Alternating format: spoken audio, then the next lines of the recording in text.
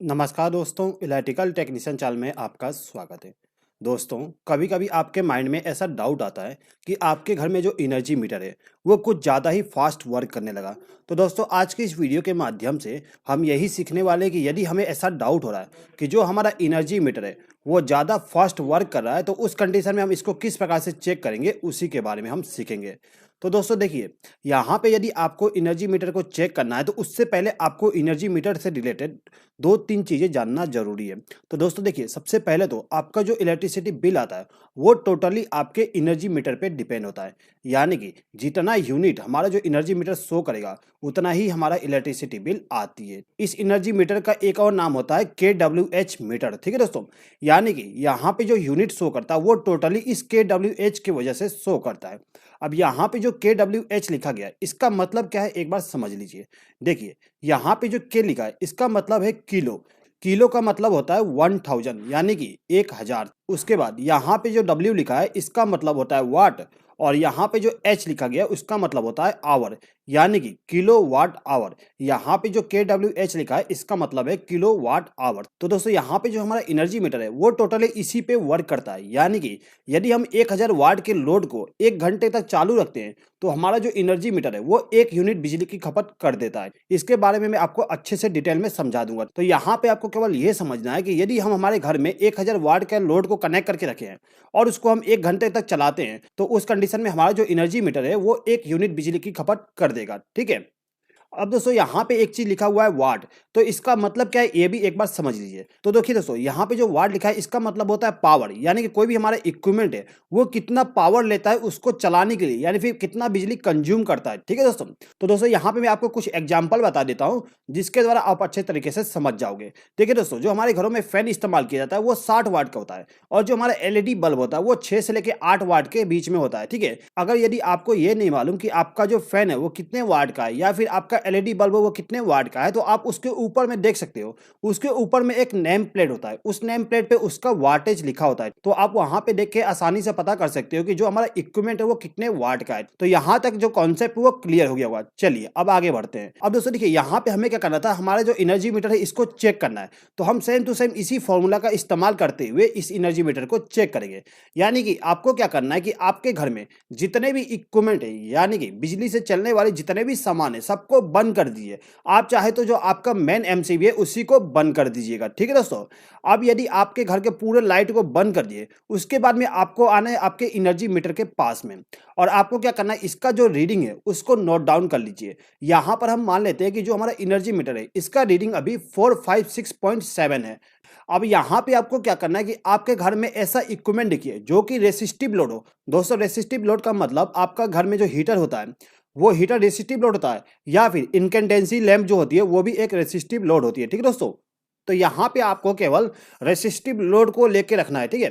अभी मान लेते हैं कि यहाँ पर हम एक हीटर इस्तेमाल कर लेते हैं। अब ये जो हमारा हीटर है, वो 1000 वाट का है। अब हमें यहाँ पे क्या करना है, ये जो हमारा हीटर है, हमारे घर में कहीं भी कनेक्ट कर देंगे। लेकिन याद रखिएगा, आपके घर में केवल इसी हीटर को चालू करना है, बाकी सभी के सभी इक्विपमेंट ऑफ होना चाहिए। ठीक है।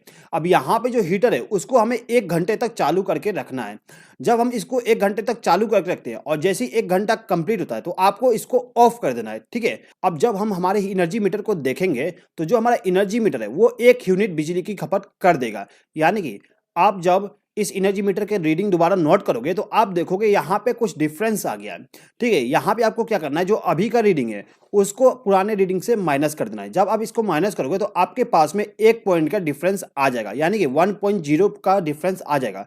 यहाँ पे पॉइंट के बाद में 1-2 अंक का आगे पीछे हो सकता है। ठीक है दोस्तों, उससे कोई प्रॉब्लम नहीं होगा।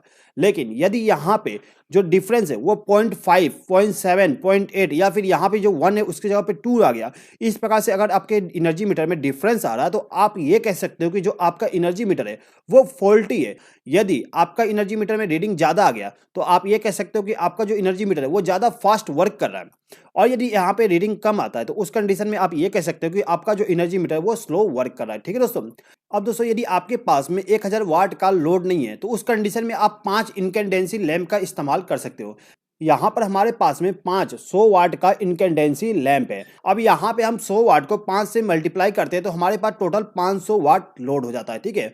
अब ये जो हमारा 500 वाट का लोड है इसको हमें 2 घंटे तक चालू करके रखना पड़ेगा, क्योंकि 500 गुणित 2 हमारा 1000 वाट हो जाएगा। ठीक है दोस्तों, तो यहाँ पे यदि 1000 वाट हो जाता है तो हमारा जो एनर्जी मीटर है वो 1 यूनिट की बिजली खपत कर देगा। दोस्तों यहाँ पे आप एक चीज देख सकते हो कि यहाँ पे जो टाइम है वो अभी 2 आवर हो गया। पहले हमने 1 घंटे तक लोड को चालू करके रखे थे, तब हमारा एनर्जी मीटर 1 यूनिट की बिजली खपत कर दी थी। लेकिन अभी हमें यहाँ पे 2 घंटे तक इसको चालू करके रखना पड़ रहा है, जिससे कि हमारा जो एनर्जी मीटर है वो 1 यूनिट बिजली की खपत कर दे।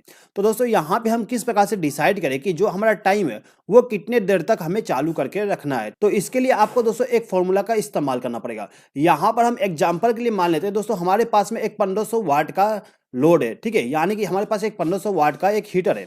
अब हमें यहाँ पे ये डिसाइड करना है कि हमें कितने देर तक इसको चालू करके रखना है, जिससे कि हमारा जो एनर्जी मीटर है वो 1 यूनिट बिजली की खपत कर दे।